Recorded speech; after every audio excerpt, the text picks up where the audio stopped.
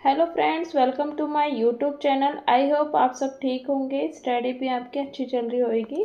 और अब तो यूपीटी जीटी का रिजल्ट भी आया है, ठीक है। और कॉन्ग्रेचुलेशन जिसका भी सिलेक्शन हुआ है।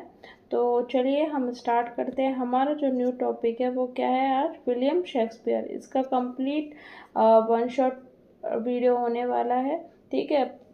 इसका पूरा बायोग्राफी, ठीक है। करियर पढ़ेंगे, प्लेस कौन कौन से लिखे, हिस्टोरिकल, कॉमेडी, हिस्ट्री, ठीक है। Next original plot, problem play, कौन सी ग्रेटेस्ट ट्रेजेडी है, कौन सी कॉमेडी है, ओके। शॉर्ट है, लार्जेस्ट प्ले, पूरा कंप्लीटली इनका होने वाला है बायो, ठीक है।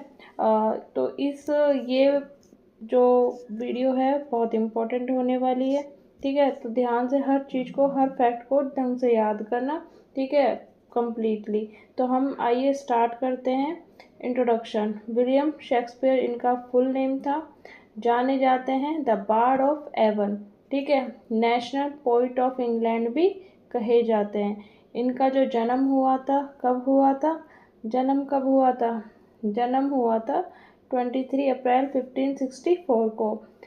बर्थ प्लेस क्या है? Stratford upon Avon, Warwickshire, England के अंदर है। फादर हैं जॉन शेक्सपियर, इनके फादर का नाम था, जिनका प्रोफेशन क्या था? ग्लोवर थे और मर्चेंट थे, ठीक है। मदर का नाम क्या था? मैरी आर्डन, ठीक है।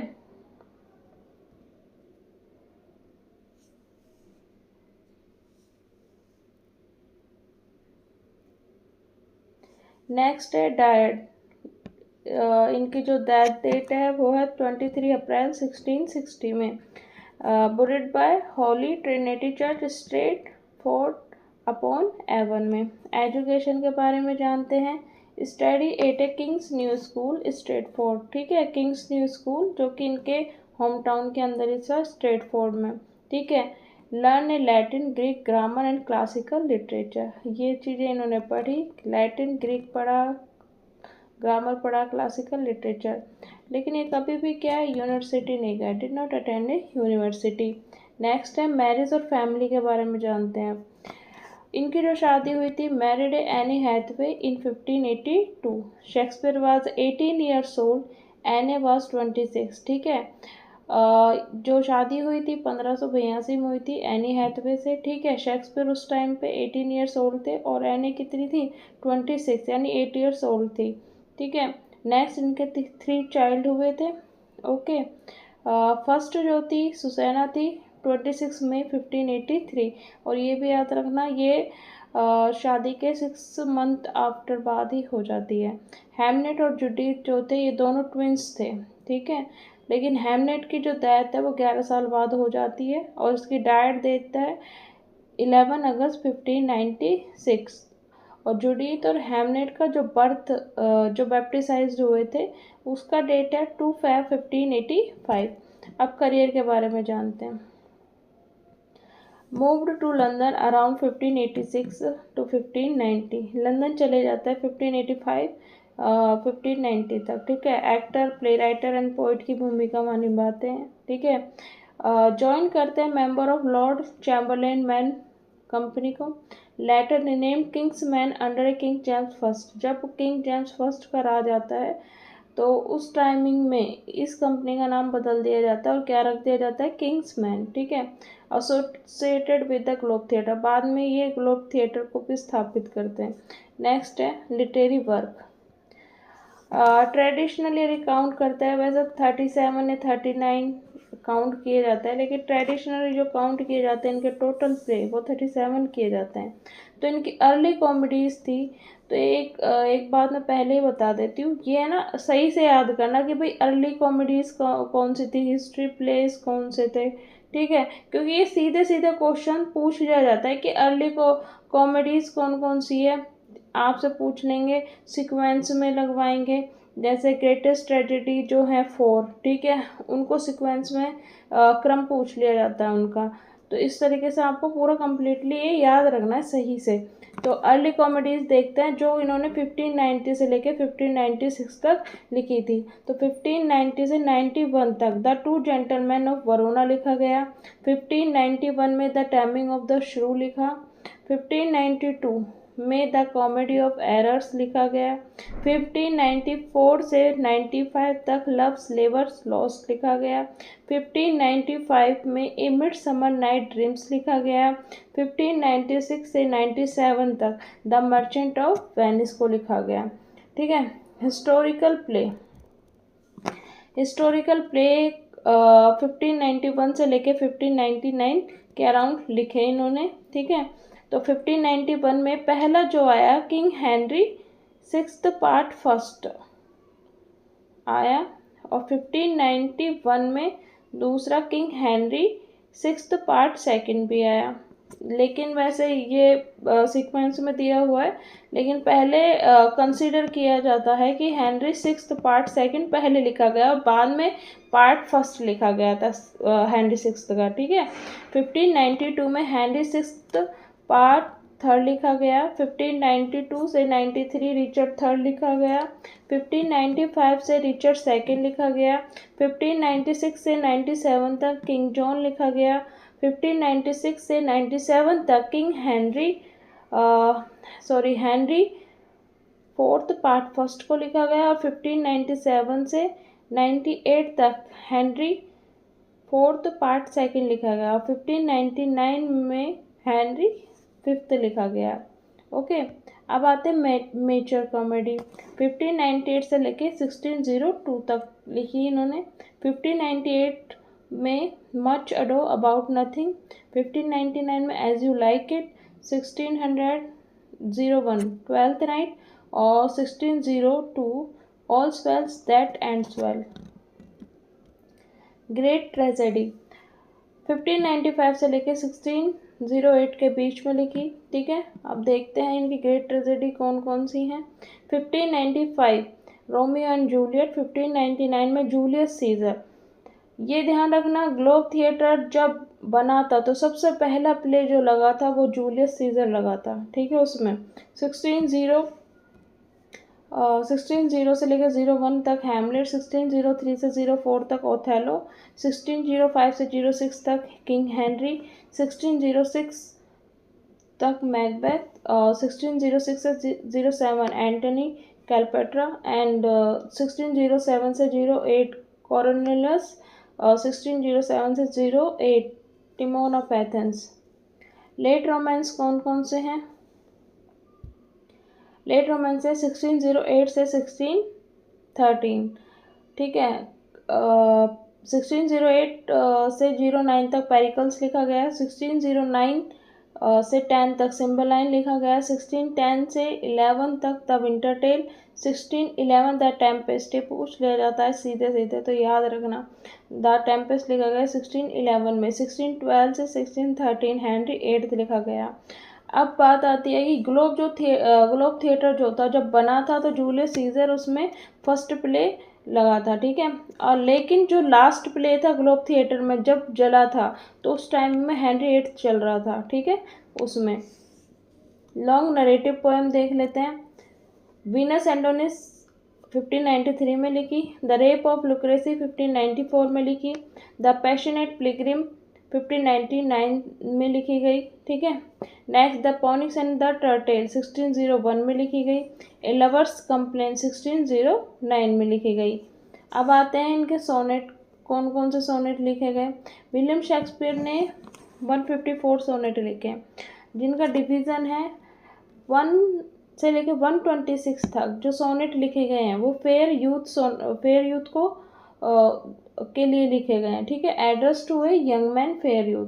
ठीक है। थीम क्या थी इसमें? फ्रेंडशिप थी, लव था, ब्यूटी थी, टाइम थी, इमोर्टलिटी थ्रू पोएट्री थी। ठीक है। फ्रेंडशिप दिखाई गई है इनमें, प्यार दिखाया गया, सुंदरता दिखाया गया, समय को, अमरता को, ये सब कुछ दिखाया गया है। डार्क लेडी सोनेट 127 से लेकर 152 तक। Address to a mysterious woman known as the dark lady. ठीक है। डार्क लेडी के लिए 127 से लेकर 152 सोनेट एड्रेस किए गए हैं। जो एक रहस्यमयी आज तक पता नहीं लगा है कि डार्क लेडी कौन थी। ठीक है, कभी मैरी पिटन का भी नाम ले दिया जाता है वैसे तो, ठीक है, लेकिन कंप्लीटली पता नहीं है आज तक, बस अज्यूम किया गया है। Address to a mysterious woman known as the dark lady. Theme क्या थी? पैशन था, डिजायर था, बिट्रायल था, जेलसी थी, इम्परफेक्ट लव था, जुनून था, इच्छा थी, धोखा था, ठीक है, जेलसी ईर्ष्या थी, और इम्परफेक्ट लव था। थर्ड जो है टू सोनेट, जो लास्ट के बसते हैं 153 और 154, ये ग्रीक सोनेट है और माइथोलॉजिकल सोनेट कहे जाते हैं, जो कि क्यूपिड को समर्पित किए गए हैं। ठीक है, based on the Roman God Cupid. ठीक है, थीम क्या है? लव है, डिजायर है और माइथोलॉजी है। ठीक है, फेमस टाइटल देख लेते हैं। इनको बार्ड ऑफ एवन भी बोला जाता है, नेशनल पोइट ऑफ इंग्लैंड भी कहा जाता है, और इंग्लैंड ग्रेटेस्ट ड्रामेटिस्ट भी बोला जाता है। अब है मेजर थीम, इनके जो सारे वर्क हैं उनकी मेजर थीम क्या क्या रही है।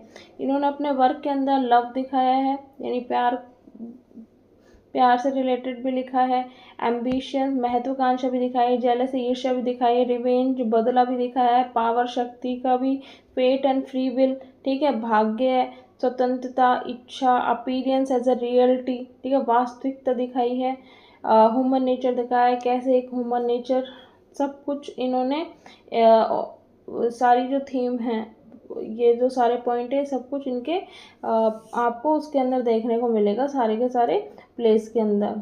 अब आता है विलियम शेक्सपियर प्ले क्लासिफिकेशन। पहला है ओरिजिनल प्लॉट प्लेस। ठीक है, जो इनके ओरिजिनल प्लॉट हैं वो ये सीधे सीधे क्वेश्चन पूछ लिया जाता है कि शेक्सपियर के ओरिजिनल प्लॉट कौन कौन से हैं, तो इसलिए आपको ये सीक्वेंस में ही याद रखना है। आपसे पूछ लिया जाएगा, 4 ऑब्जेक्टिव दिए होंगे जिनमें से तीन इसमें से दे दिए होंगे और एक अलग दे दिया होगा, तो आपको उनमें से देखना होगा कि कौन सा है और कौन सा नहीं है, इसलिए आपको ये सही से नाम याद होने चाहिए। अब पढ़ते हैं ओरिजिनल प्लॉट प्लेस। पहला है a midsummer night Dream, the Tempest, Love Labour Lost और the Merry Wives of Windsor. Next है ग्रेट ट्रेजेडी। ग्रेट ट्रेजेडी सबसे ज़्यादा पूछी जाती है इनकी। These are the most important tragedy and are ask frequently. ठीक है, ये तो आया भी हुआ है यूपीटीजीटी के अंदर क्वेश्चन। ठीक है, तो हैमलेट है, ओथेलो, किंग लियर और मैकबेथ, इनका पूरा कंप्लीटली सीक्वेंस याद होना चाहिए। हैमलेट आएगा, फिर ओथेलो, फिर किंग लियर, फिर Macbeth. Okay, great comedies as you like it है, ट्वेल्थ नाइट है, मच अडो अबाउट नथिंग है, द मर्चेंट ऑफ वेनिस है, ए मिडसमर नाइट ड्रीम कभी कंसिडर की भी जाती है और कभी नहीं भी की जाती है। ठीक है, Roman plays based on Roman history. ठीक है, रोमन प्लेज जूलियस सीजर है, एंटोनी क्लेयोपेट्रा है, कोरोनेलियस है, एक टिमोन ऑफ एथेंस भी है, लेकिन उसको कुछ कंसिडर करते हैं, कुछ नहीं कर सकते, इसलिए 3 ही ज़्यादा रखे, मतलब 3 प्ले ही रोमन हिस्ट्री के अंदर वैसे रखे जाते हैं। अगर पूछे भी जाते हैं तो इन्हीं से क्वेश्चन बनता है। Dramatic romance, late romance, William Shakespeare का जो लास्ट पीरियड था ना, उसमें कौन कौन से प्ले लिखे गए। ठीक है, द टेम्पेस्ट था, जो कि इम्पोर्टेंट है बहुत, आप अलग से सही से इसको पढ़ना, इस प्ले को, इसमें से क्वेश्चन आएगा ही आएगा। जिस एग्ज़ाम के अंदर अगर शेक्सपियर का दिया हुआ है ना सिलेबस, और उसमें से फिर टेम्पेस्ट से तो ज़रूर आता है क्वेश्चन, 1 या 2 क्वेश्चन ज़रूर टेम्पेस्ट से आते ही आते हैं। तो द टेम्पेस्ट है, द विंटर टेल्स है, सिम्बलाइन है, पेरिकल्स है। अब देखते हैं problem plays. Dark comedies, these mix comedy with serious moral and social issue. Problem play क्या था कि भाई कॉमेडी भी थी और सोशल इशूज भी था, मतलब कुछ ना कुछ कन्फ्लिक्ट भी था उसमें। तो ऑल्स वेल दैट एंड वेल्स, ठीक है, मेजर फॉर मेजर और ट्रॉलेस एंड क्रिसिडा। अब आते हैं नेक्स्ट। प्रॉब्लम प्ले जो है, ये जो टर्म कॉइन किया है वो फेडरिक एस बॉस ने किए 1896। ये इम्पोर्टेंट है, याद रखना, पूछ लिया जाता है प्रॉब्लम प्ले टर्म किसने कॉइन किया है, तो ये इसका नेम याद रखना, फेडरिक एस बॉस 1896। एक क्रिटिकल एक्लेम है कि टी एस एलियट ने मैकबेथ को एन आर्टिस्टिक सक्सेस बोला है और हैमलेट को एन आर्टिस्टिक फेलियर बोला है। क्यों बोला है कि इसके अंदर ऑब्जेक्टिव कोरिलेटिव है, based on concept of objective correlative. ठीक है, मतलब हर चीज़ मैकबेथ में हर चीज़ सिक्वेंस से चलेगी, लेकिन हैमलेट में कोई चीज़ कहाँ चल रही है, कोई चीज़ कहाँ चल रही है, इस तरीके से सिक्वेंस नहीं है, इस वजह से ऑब्जेक्टिव कोरिलेटिव है। Hamlet is the called the Mona Lisa of literature by T S. Eliot. T S. Eliot ने हैमलेट को मोनालिसा ऑफ लिटरेचर भी कहा है। अब देखते हैं एक्टिंग रोल। एडम है, Adam as you like it के अंदर एडम का रोल किया है। हैमलेट के अंदर हैमलेट के जो पिता हैं, घोस्ट है जो भूत बन के आते हैं, उनका रोल किया था। हेनरी फिफ्थ में कोरस का किया है और मैकबेथ में किया है किंग डंकन का। ठीक है, लॉन्गेस्ट एंड शॉर्टेस्ट प्ले, तो ये भी याद रखना, हैमलेट जो है सबसे लॉन्गेस्ट प्ले है इनका, और शॉर्टेस्ट प्ले जो है वो है द कॉमेडी ऑफ एरर्स। ठीक है, सो फ्रेंड्स, आपके सारे कंसेप्ट क्लियर हुए होंगे, आपको अच्छे से विलियम शेक्सपियर की बायोग्राफी समझ में आई होगी, और ये हर एग्ज़ाम के लिए बहुत इंपॉर्टेंट है। तो प्लीज़ अपने सारे फैक्ट जो हैं क्लियर करना, और आई होप आपको ये वीडियो अच्छी लगी हो तो please do like subscribe my channel.